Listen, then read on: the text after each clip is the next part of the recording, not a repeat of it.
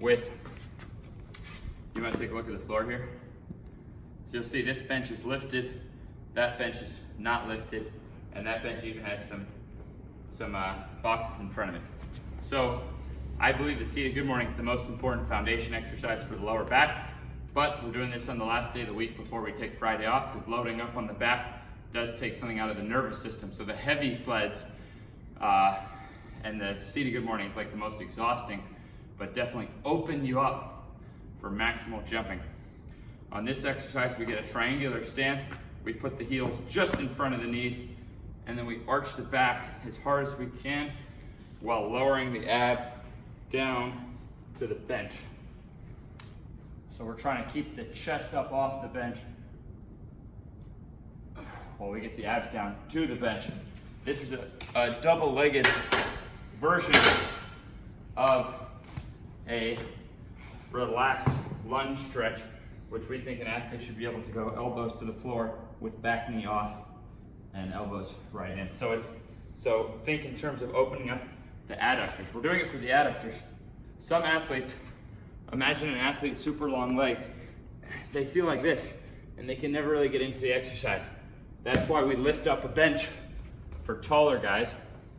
And then you'll see here, yep.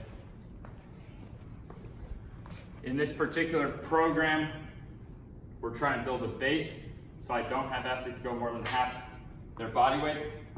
Now you'll see here that I'll show you a rep first, just regular. This would be like a good ability to get to is where you can get with thigh parallel to the floor, abs to the bench without losing the curve in the low back.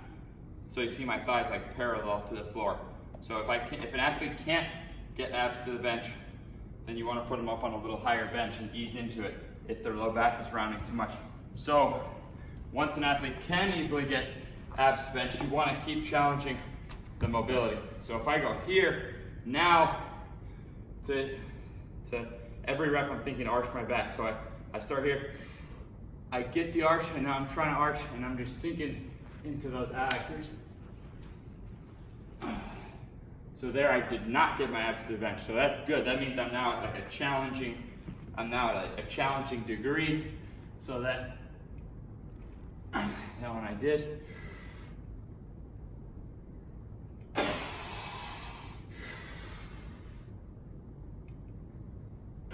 So I'm thinking a double adductor stretch every single rep.